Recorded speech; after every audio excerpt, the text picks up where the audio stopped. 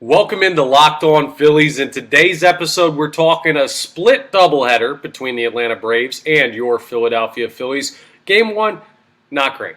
Game two, better. You take the win, and we'll take a split. We'll talk about both of those games, and we'll preview Game 3 tonight with a playoff caliber starting pitching matchup, and you already know the offense is going to be playoff caliber.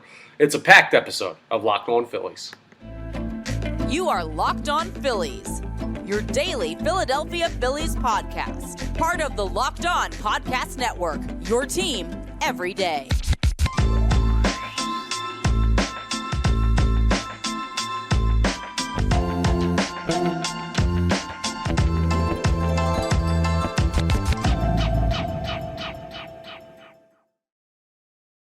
Yes, this is Locked On Phillies. I'm Connor Thomas, your host. Thank you so much for checking us out. Locked On Phillies, part of the Locked On Podcast Network, your team every day. Please make sure you're rating, reviewing, subscribing to the YouTube, all that good stuff that I tell you about every single episode. Today's episode is brought to you by our friends over at Game Time. Download the Game Time app, create an account, and use code LOCKEDONMLB for $20 off your first purchase. Last minute tickets, lowest price, guaranteed. We'll tell you more about Game Time coming up. But I want to talk about the two game times that you had yesterday for the Philadelphia Phillies. And we're going to start with Game 1, which was not exactly ideal for the Philadelphia Phillies. I mean, I'll tell you what, the Braves' offense is legit, and if you didn't think so, well, you learned about it yesterday in both the games. We'll get into Game 2 in just a little bit here, but Game 1, the Braves end up winning 10-8, and it was a show of power by the Atlanta Braves. I mean, Austin Riley hit a Little League home run, I guess, in the top of the first to get it. Scored as a triple with an error. And he scored the first run of the game. Then Ronald Acuna Jr. finds a way to reach on an infield single. He scores Michael Harris. Alec Boehm did tie the game up in the third with a 2 RBI double. But then Ozzie Albies hits an RBI double. Then Matt Olson hits a 2 RBI double. I mean, the Braves are relentless. The Phillies, to their credit, tried to fight back. Alec Boehm hit an RBI single in the fifth. Bryson Stott hit an RBI double in the fifth as well to make it 4-5. And then Taijuan Walker kind of imploded. He gave up back-to-back home runs. Michael Harris goes yard. Ronald Acuna Jr. goes yard. And it's 8-4 before you know it. You're like, okay, well, this game's over. That sucks. Taijuan Walker imploded. The bullpen's not going to be able to hold it down. But, actually, Trey Turner comes up and he hits another home run in the seventh. He's been on an outstanding stretch. He was 4 for 9 with a home run in the doubleheader. He makes it 8-6 between the two teams. You're like, oh, there might be a chance if the bullpen holds us down. They did. The bullpen actually held everything down. They didn't give up a run in Game 1. Harper comes up, well, in the first 9 innings of Game 1. We'll get to that. But Trey Turner beats out an infield. They ruled it as a single, but an infield hit in the bottom of the ninth. And Bryce Harper comes to the plate.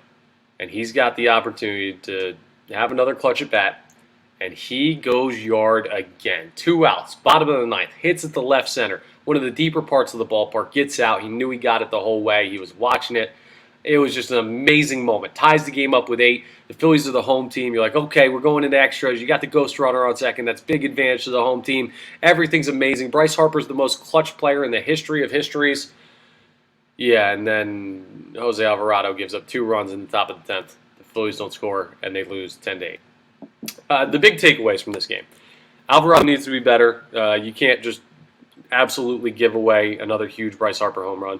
I feel like every time Bryce Harper hits a huge late home run, did it against the Angels, did it yesterday. I mean, you just have opportunities to go ahead and win games, and you just, I don't know. It makes me think back to his 300th home run against the Angels, where he hits this huge game or go-ahead home run. You give up the lead, and you end up losing the game. It feels like every time he does this, the Phillies bullpen ends up collapsing somehow. And that's a problem, right? When you look at the Philadelphia Phillies pitching right now, they have not been great. Taijuan Walker didn't make a great start in Game 1. The bullpen was good in the first, in the regular innings, but in extra innings, Jose Alvarado just did not do his job there. The defense was a little bit shaky all day in the doubleheader. That's a problem. But, and this will be carried over into the talks about Game 2, the Phillies offense proved in Game 1 that they are capable of hanging with this Braves lineup, and that's saying something. Because the Braves are absolutely outstanding offensively. They hung 10 on you. That's a really, really darn good day for the Atlanta offense, and you still took them to extra innings. That's got to make you feel good about the Phillies offense, but the Phillies pitching and defense giving up 10 runs doesn't exactly get you there. You know what I'm saying? Now, we'll look at the box score real quick for Taijuan Walker, the final line. He went 5 1/3 innings pitched. He still eats up innings. 6 hits, 6 runs, though, 5 earned, 3 walks, 5 Ks. I mean, he wasn't really walking people as much. 3 walks in 5 1/3 innings isn't great, but it's just too much hard contact. He didn't have his best stuff, and he hasn't for a while now, and that's troubling because if Zack Wheeler is the only pitcher you trust going into a postseason series, it's not a very good sign for the longevity of the team and their playoff run and anything like that. So now, Bilotti went ahead, or sorry, I forgot to mention, sorry, I didn't show Bilotti on the score. Bilotti gave up 2 of those home runs. They had Walker pitching for those. So the bullpen did give up runs in the regular innings too. He gave up 2 runs in relief, so that's where the other ones came from. There was 1 unearned, but 2 earned to Bilotti, 5 earned to Taijuan Walker. I mean, Bilotti was the one who gave up 2 home runs. Walker did not give that up. That was a misprint on ESPN's part. Should have remembered that. That's on me. As far as the offense is concerned, though, I mean, just look at some of these numbers.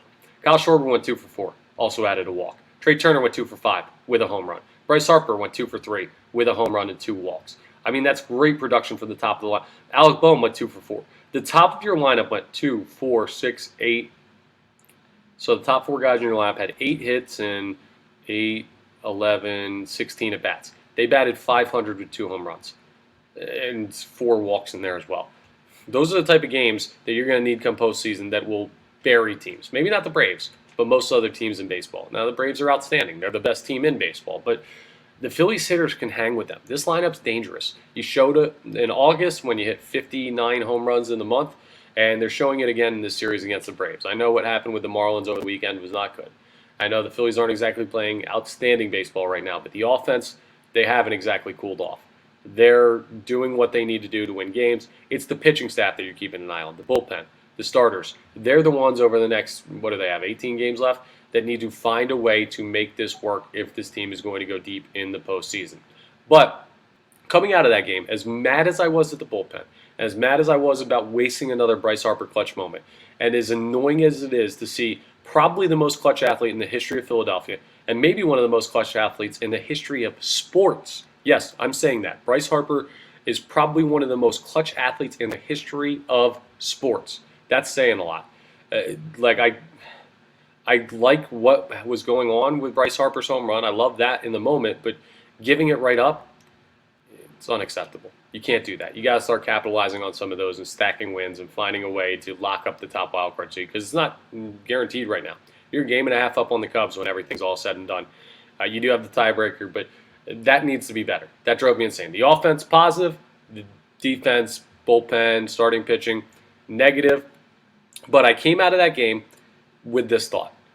If you watch that game and you don't think this Philadelphia Phillies offense can give the Atlanta Braves trouble, I don't know what you're seeing. They absolutely can.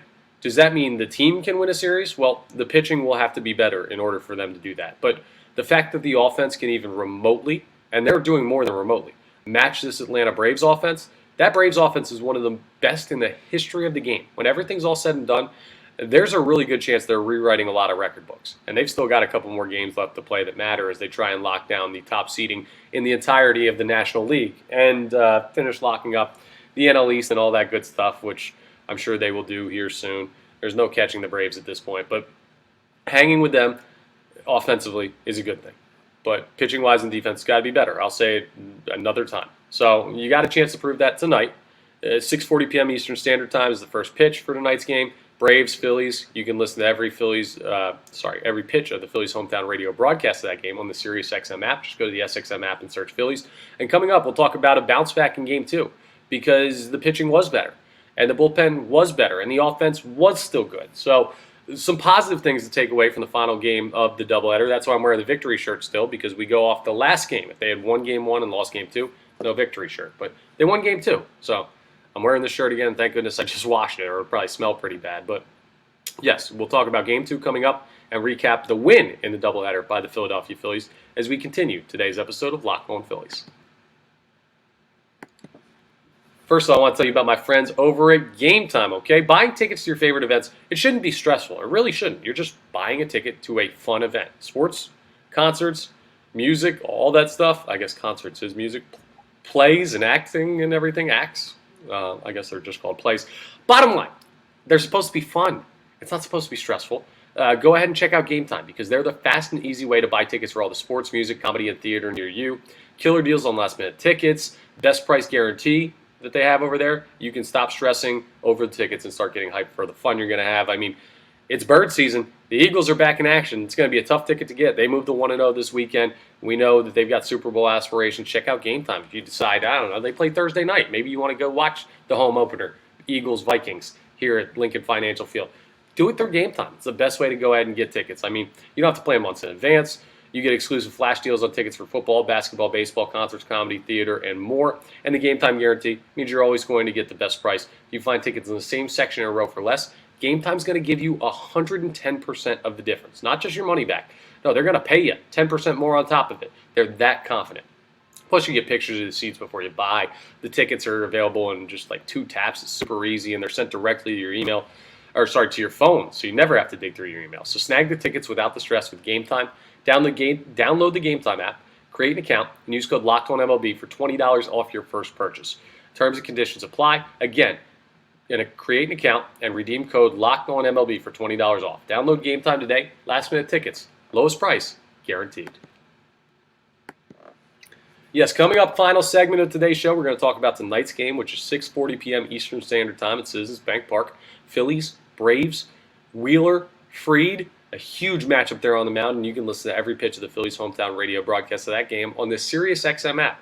Just go to the SXM app and search Phillies, and you'll be able to pull up everything that has to do with tonight's game. Now, let's talk about the night game yesterday as the Phillies played their 6:40 game yesterday evening against the Braves, and they ended up taking the win.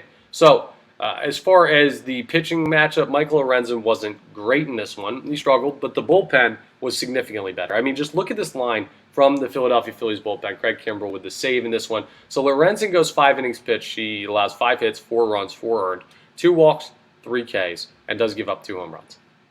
But here's the bullpen lines. Jeff Hoffman, 1 inning pitched, 2 strikeouts, no other marks. Greg Soto, 1 inning pitched, 1 hit, 1 run, 1 earned run, because he gave up a home run, but he did have a strikeout.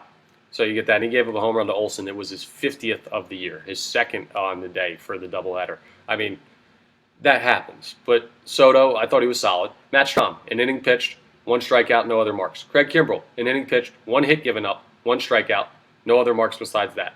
You had 1, 2, 3 scoreless performances, and Greg Soto's only issue was the home run given up to Matt Olson, who's hit 50 of them this year. That's a very strong outing by the bullpen. That's why 7 runs was enough for the Philadelphia Phillies to win it. Let's talk about how they got those 7 runs, right? So they started off cooking Kyle Wright, who was on the mound for Atlanta. JT Realmuto hit a sacrifice fly in the first inning with the bases loaded and makes it 1-0. Then Nick Castellanos hits an RBI single to right field, makes it 2-0. And then with 2 outs, Edmundo Sosa hits a double to left field off the wall. Bryce Harper scores. Bryson Stott scores. 4-0 in the first before the Atlanta Braves even get a second chance to bat. And it was nice that Lorenzen went out there and got a solid top of the first to give the Phillies an opportunity to make that hurt. Now, Olsen homered to right field. Sorry, it was 49 for Olsen in Game 1. This was 50. It was his home run off Lorenzen in the 3rd inning. And it was a 3-run shot. That was costly. So it's 4-3, and you're like, here we go again. But Phillies still held the lead. And then the bottom of the 4th, Jake Cave hit an RBI triple, scoring Edmundo Sosa. Trey Turner, who was hot, I already told you yesterday. He was incredibly hot at the dish. Hits an RBI double to score Cave at 6-3, and you've now doubled up the Braves again. And then Brandon Marsh in the bottom of the 5th hits a nuke, 400-footer to right center field to make it 7-3. He got all of it. It was a very good swing by him off of Stevens out of the pen for the Atlanta Braves. Brandon Marsh he likes hitting against the Braves. He's from down around there. Maybe that's what it is. Likes playing his hometown team. Well, Zack Wheeler's from down around there too. Maybe you'll have a really nice start tonight. But the Phillies are up 7-3, and you're like, okay, you're probably going to have to keep scoring because this Braves offense is too good to keep down.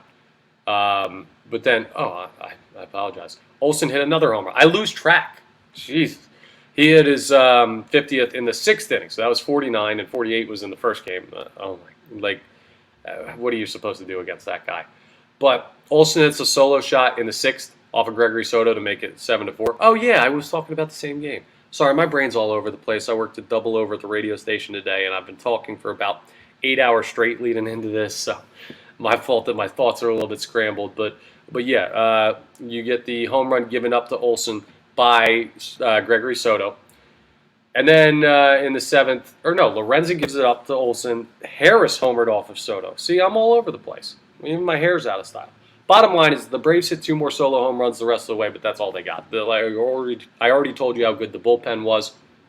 Turns out 7 runs was enough.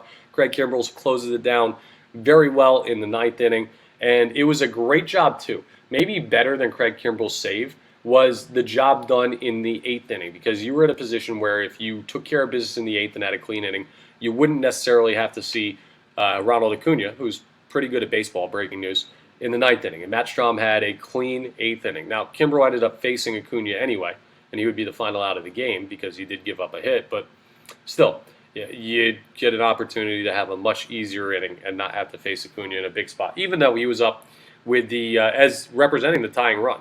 If that was Bryce Harper, that game would be tied and be going into extras. But maybe Acuna is just not as clutch as Bryce Harper. Is he a better hitter right now? Well, his stats for the year would tell you that, but Bryce Harper didn't play the full year. Is he the more clutch player right now? It's hard to say that anyone is more clutch than Bryce Harper. Now, in fairness, the Braves don't play as many close games because they're a complete and utter juggernaut. And that's something that you have to deal with. But again, you saw it in this game. I mean, just look at what the Phillies did offensively. Schwarber, 1 for 4. Turner, 2 for 4. Harper had a walk to get on base. Romuto had an RBI with a sacrifice fly. Let's see. The bottom of the order actually were the ones who came through more. Marsh, 1 for 4 with a homer. Edmundo Sosa, 2 for 4, 2 RBIs. Nick Castellanos, 1 for 3. Jake Cave, 1 for 4 with the triple. I mean, that's the thing. It's a balanced lineup. I don't love Jake Cave out there, but the rest of these guys, if you put them in a playoff lineup, that's a scary team to face. I know we get caught up in this whole, we're Philadelphia fans, and we watch this team every day, and we see their struggles and successes and everything like that, and we get very caught up in the day-to-day, and that's fair because we watch them every day. The Braves don't watch them every day. The Braves see them when they're playing them. Maybe they'll catch a highlight every once in a while, but they're focused on their season. What they see is a lineup that's dangerous, and they're seeing the right thing. This Philadelphia Phillies lineup is dangerous offensively, and they would be a problem for the Braves pitching staff. The issue is the Phillies pitching staff has not been great lately, and the Braves lineup is better than the Philadelphia Phillies even is, or at least they played better this year. Who knows in a 5-game series how that plays out? We saw last year the better team doesn't always win, or maybe the Phillies just were the better team, but the better regular season team doesn't always win, I should say. So we'll go ahead and look at that. I mean, the Phillies beat 3 teams in the postseason in the series that had better regular season records than them last year. It can be done. It will be done again. Not saying this year, not saying by the Phillies, but I'm just saying like it's certainly possible. So that's why everyone needs to take a deep breath when it comes to the regular season. At the end of the day, the doubleheader ends. You split, which I'm fine with. That was the goal. You're still in first place in the NL wildcard race. Perfect. Fine. You move on. Now, of course, these games are big the rest of the way, and you've got the Braves one more time tonight, 6:40 p.m. Eastern Standard Time. You can listen to every pitch of the Phillies' hometown radio broadcast of that game on the SiriusXM app. Coming up, we're going to preview that game. Just go to the SXM app and search Phillies, by the way, to pull that up. But, yeah, you can't now go out and lose Game 3 and Game 4 and then walk away from this and say, well, we took the one game of the doubleheader. You should have taken both games of the doubleheader, probably. And I'd be upset if you lose the Wheeler start. Like, there's still work to be done. But my biggest takeaway right now, the Phillies offensively can hang with the Braves, and that's a very good thing. Now, can Zack Wheeler prove that the pitchers, or at least the best pitcher, can hang with the Braves? We'll have to see tonight, and we'll talk about that coming up as we continue today's episode of Locked On Phillies. First of all, I want to tell you about my friends over at Sleeper. Love Sleeper. The MLB playoffs are right around the corner, which means the clock is ticking on your chance to win 100 times your cash on daily fantasy baseball. Baseball's never been more exciting than it is now, with studs like Acuna, Betts, Ohtani, Harper, Matt Olson.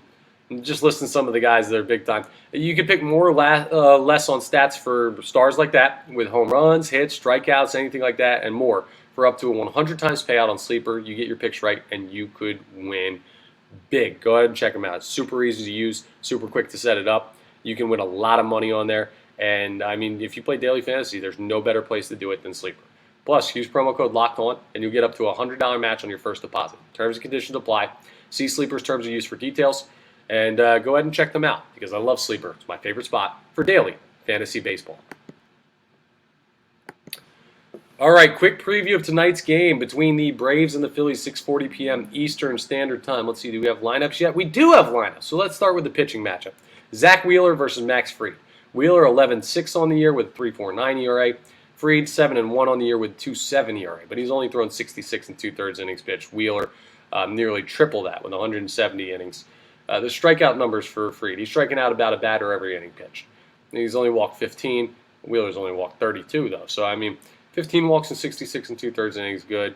The whip is the cleanest thing, right? And Wheeler's 105, 117 for Fried. This is just a stud pitching matchup. And it's nice to see after two really strong offensive games. Let's see which offense really is highest powered when it comes to matching up against some really good pitchers. That's something to keep an eye on. Lineup for Atlanta: Acuna, Albies, Riley, Olsen, Ozuna, Darno, Rosario, Arcia, Harris. Basically what you see just about every day from them. For the Phillies, Schwarber leads off. Turner's going to bat second, play shortstop. Alec Bowman, the 3-hole, playing third base. Bryce Harper, cleanup, playing first. Jay Chiramito batting fifth, catching. Nick Castellanos batting sixth, playing right field. Edmundo Sosa's playing second. Bryson Stott the day off against the lefty Max Fried. Still annoys me, but whatever. Christian Pache is going to be in left. Johan Rojas in center. So Brandon Marsh also a day off. We get to see Pache and Rojas next to each other. That's a strong defensive outfield. So you get a chance to look at that. But it's also not the greatest offensive bottom of the lineup. By the way, ring the bells. Kyle Schwarber batting .201 right now. He's finally over the Mendoza line. You'd love to see it. But super powered lineup. You got Bryce Harper at first base, which allows Kyle Schwarber to not have to play the outfield. Your outfield defense has been looking better by the day because Harper's looking better at first base. It's a great opportunity for the Phillies. Now, ESPN has them as only a 42.8% chance to win. The Braves are heavily favored by ESPN. The odds have them at -125, which is not heavily favored, but it is favored for the Braves. So we'll have to see, and that makes sense. They're a 94-win team. You're a 79-win team.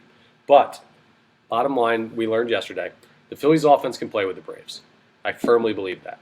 It's up to the pitching to get hot at the right time, and they've only got a couple more weeks to do so. So I'm keeping an eye on Zack Wheeler. I'm keeping an eye on the bullpen. I'm making sure the offense continues to stay hot. Not that I have any control over it, but those are the things I'll be watching in tonight's game. And hopefully I got the victory shirt back on tomorrow for tomorrow's episode, and we're talking about the Phillies taking a 2-1 series lead in this 4-game set with Atlanta. This looks like a playoff series. This feels like a playoff series. Let's treat it like one and go out there and take advantage and show them what coming into Citizens Bank Park in September is like, and they already know how much harder it is in October. That's all for today's episode of Locked On Phillies. Thank you so much for checking us out. Make sure you're rating, reviewing, subscribing to YouTube, all that good stuff. We didn't get to Off the Poll yesterday or today because of the doubleheader, so I'm going to do that tomorrow. I'm going to put that out today, and we'll get into that as well. And we'll talk about that and a recap of tonight's game on the next episode of Locked On Phillies. Talk to you then.